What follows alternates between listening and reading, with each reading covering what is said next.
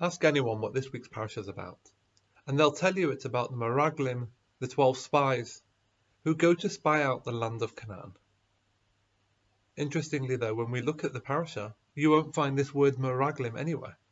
Shelach Lecha Anoshim v'yosuru es Eretz Canaan. Send out for yourself Anoshim, men, who will go and spy out the land.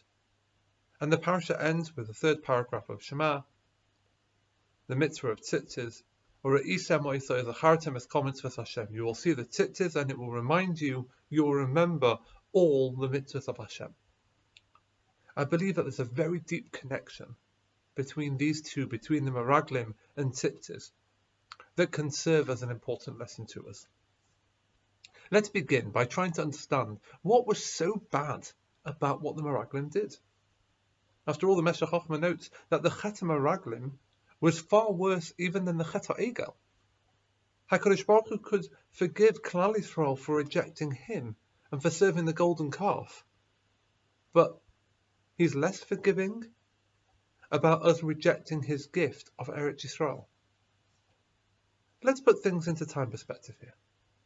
The Meraglim left for their expedition on the 29th of Sivan of the second year coming out of Mitzrayim, 2449. They returned 40 days later on the 8th of Av, and they gave their infamous report on Tisha B'Av, on the 9th of Av. Barely a year since Matan Torah. How on earth could Klal Yisrael sink to such a level?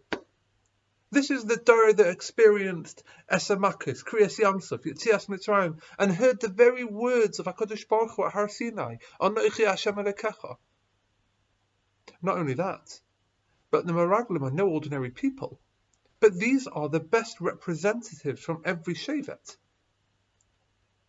After all, even the great Yeshua, who's destined to replace Moshe Rabbeinu, needed special divine intervention, Siyata Dishmaya, to ensure, complete with Shinoi Hashem, his name being changed from Hoshea to Yehoshua, to prevent him, to ensure that he would not fall into the same trap and make the same mistake.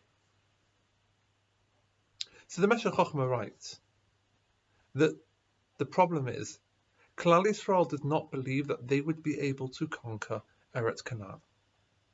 They didn't believe that they could possibly make Aliyah.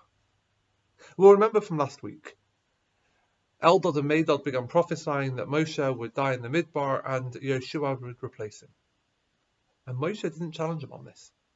Says the Meshech Chochmah, the people asked themselves, how can we possibly dream of conquering the land when it's inhabited? Not just by Amalek, but by giants. If we don't have Moshe Rabbeinu to lead us, how can we possibly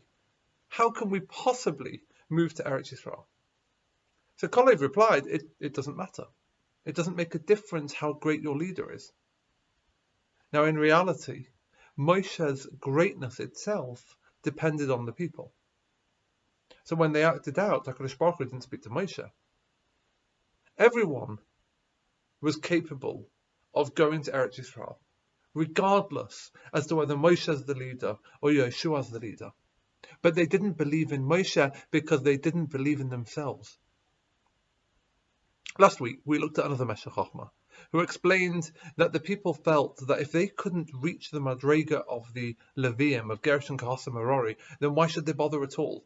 And that's why Moshe had to appoint the Shivim Zakenim, the representatives from every Shevet, to demonstrate that everyone, even the former taskmasters, who Paroi had appointed to beat up the people, even they could attain a high Madrega. But unfortunately, Klal Yisrael still haven't got the message. They still don't believe in themselves. And this is what we call misplaced humility. And it serves as a real handicap for them.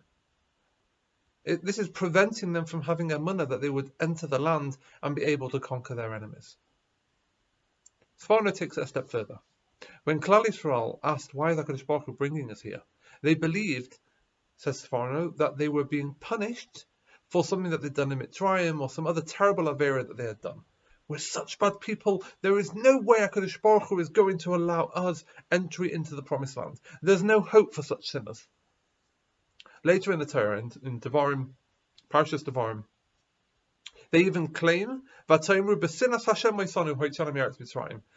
the hatred that HaKadosh Baruch Hu has for us, He took us out of Mitzrayim in order to allow us to be destroyed in the hands of the Amorites. HaKadosh Baruch Hu only took us out because He hates us.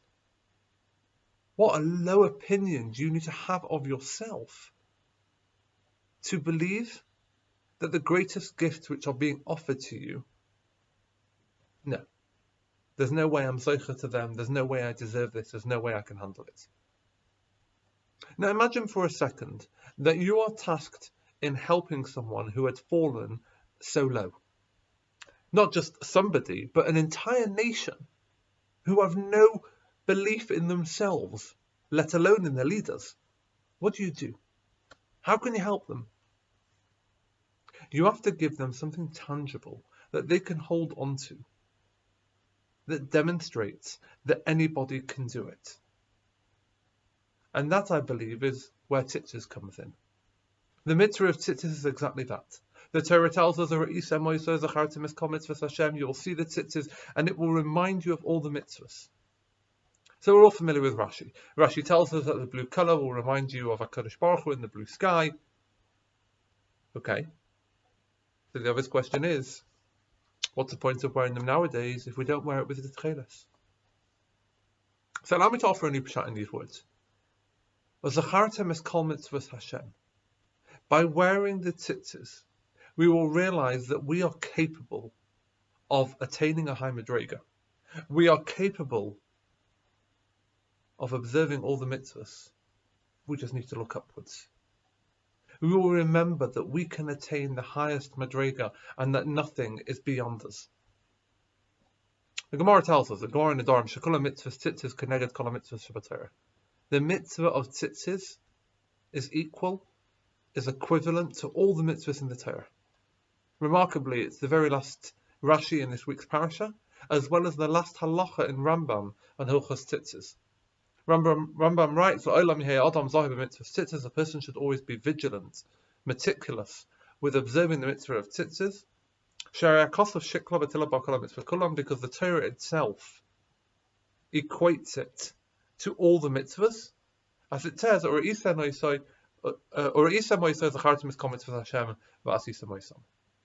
and that is how Rambam concludes the halachas of Tzitzis. Rashi notes that the word v'lo sasuru, and you shall not turn aside, is the same word as mitor ha'aretz, to tour the land. It's actually not a common word in the Torah. But we see it 12 times, this word losor. We see it 12 times in reference to the Meraglim, and again here at the end of the parasha. The Meraglim saw the land, and they told themselves that they were not capable of being Oved Hashem. They used their sight in the wrong way. Tzitzis teaches us to use our sight in the correct way, and that anybody can be Oved Hashem. Or Isem Oiso, as a Chartimus comments for Hashem, is the solution, the answer to Isem as Aret Mahi, and you'll see the land, what is it? The message, of course, is not just about wearing tzitzis, but to recognize how when we make mistakes, it's because we are forgetting what we are capable of. We are forgetting that we can easily reach a high madrega in Avodas Hashem if we just want to, and if we believe in ourselves. And the Mitzvah Hashem, as we do so, will be Zocher to the day when we all live in Eretz Yisrael, seeing the good of the land and the ability to wear tzitzis with the tcheles. Have a wonderful Shabbos.